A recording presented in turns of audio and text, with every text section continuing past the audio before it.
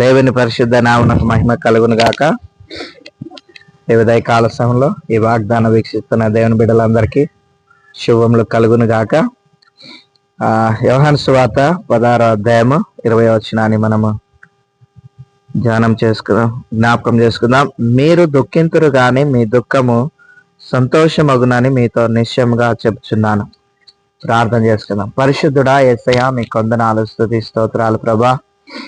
అయ్యా, మరి దుఃఖపడు వారికి మీరు సెలవిస్తున్న మాట, మీరు సంతోషం పొందుకుంటారని.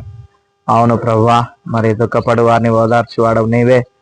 అయ్యా తండ్రి, నీకు లెక్కలేని స్తోత్రాలు చెల్లిస్తున్నాం ప్రభా. ఈ వాగ్దానం విన్న బిడ్డలందరినీ, వారికి ఉన్న దుఃఖాన్ని, ఒకవేళ దుఃఖంలో ఉంటే వారికి ఉన్న దుఃఖాన్ని తొలగించి సంతోషము దయచేసి సమాధానం ఇచ్చి శాంతినిచ్చి అయా నీ కృపలో నడిపించి దీవించమని విన్న ఈ వాగ్దానంను అయా ప్రతి ఒక్కరి హృదయంలో నింపి నడిపించి దీవించమని, ప్రతి ఒక్కరిలో ఉన్న దుఃఖాన్ని తొలగించి సంతోషం ఇచ్చి ఆశీర్వదించమని మహిమ ప్రభావాలు మీకే ఆరోపిస్తూ యేసు నామమున నడుచున్నాం తండ్రి.